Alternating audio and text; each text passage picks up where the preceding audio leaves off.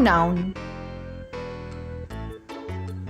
In our former video, we've already learnt about noun. You can see the link in the description box.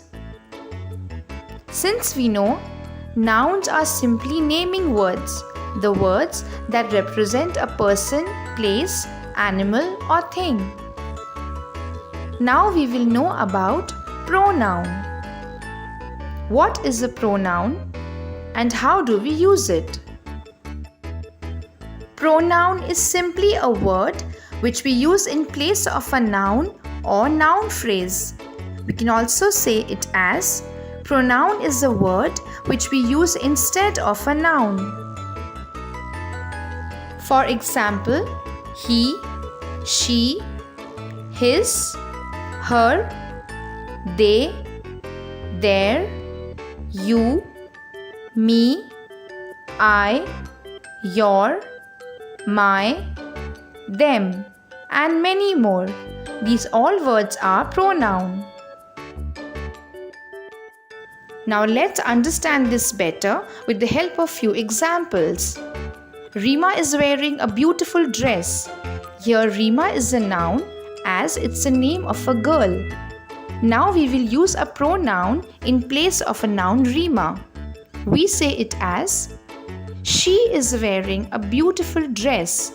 Here the word she is a pronoun as we used this word in place of a noun Rima. John is going to school. Here John is a noun as it's the name of a boy. Now we will see the use of pronoun. He is going to school. Here he is a pronoun. We use the word he in place of John. The teacher gave new books to the children. The word teacher and children both are noun. Now we will see the use of pronoun in this sentence. She gave new books to them.